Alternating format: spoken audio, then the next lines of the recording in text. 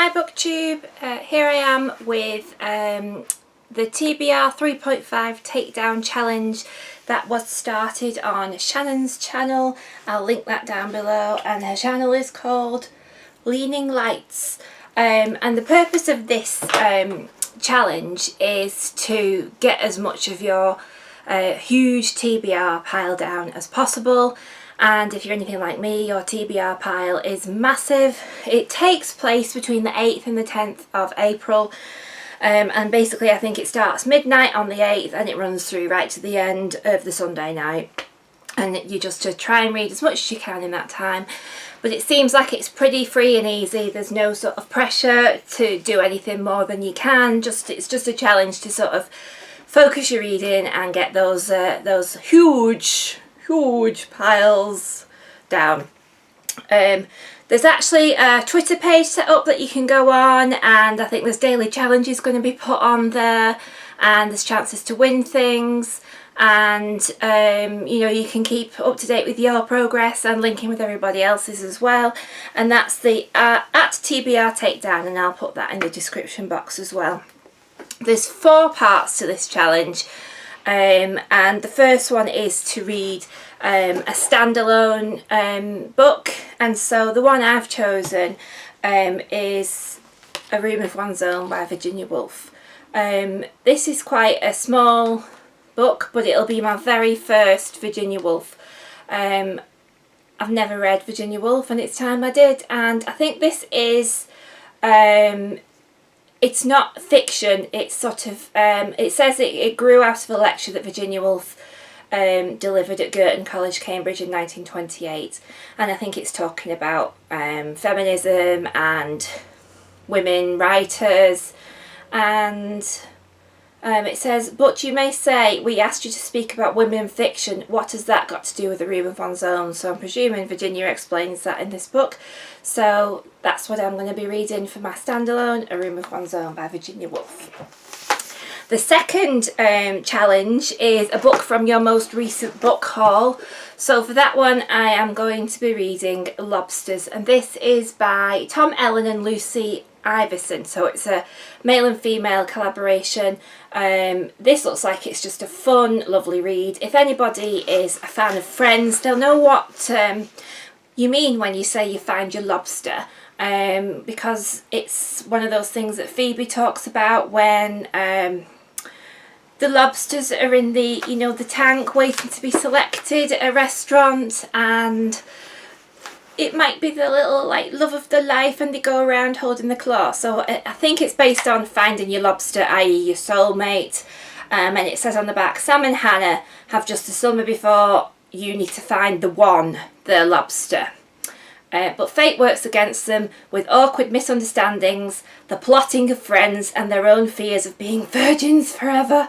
In the end it all boils down to love. So it looks like a nice fluffy read for a beautiful spring day.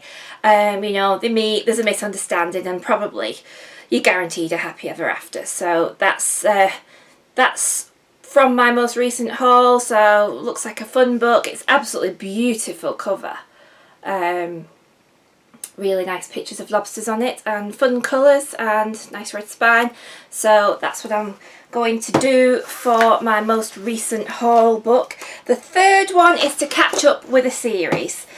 So for this I'm going to be reading I think this is the 9th book in the 44 Scotland Street series.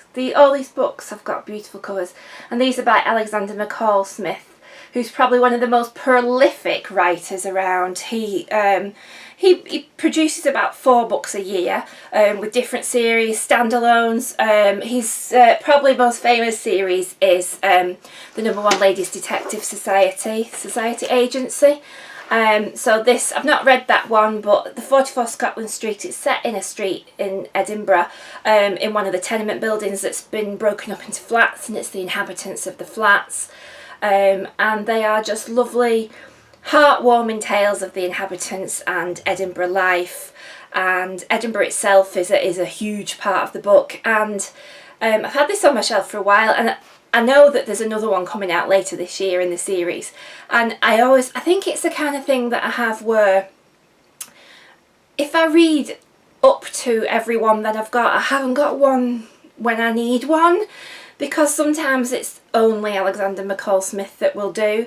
But because I know there's one coming out later on this year, I won't have to wait too long, so I'm going to read this one and find out about the further adventures of Bertie, who is a 7-year-old boy who once was allowed to have a birthday, become 7, but doesn't seem to have moved on since then, and his atrocious, overbearing mother, Irene, and then the rest of the inhabitants. And they're just lovely reads, incredibly well written, lovely fleshed out, fantastic characters. So I'm going to be catching up with the 44 Scotland Street series.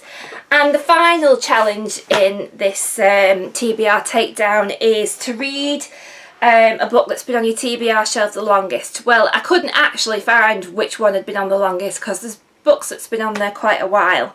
But as I thought, really, I am in a bit of a reading slump at the minute, so I'm not sure if I'm going to achieve reading 4 books across a weekend, but I'm going to try. So I've picked Some Tame Gazelle by Barbara Pym. This is the first one in the series. Again, you can see absolutely beautiful cover, really delightful, really pretty. This is the beginning of, I think, about 8 or 9 books in a series, and I've had this for ages, and I've heard nothing but great things about Barbara Pym. So I'm going in pretty blind. I don't really know much about what they're about, but I do believe that they're kind of like typical English middle class country dwellers, I think. Could be wrong, but I think that's what they're about, and charming, quirky, mad, eccentric British characters. So that sounds like a great read for me, particularly at this time of year. So they're the books I plan to read for the TBR Takedown.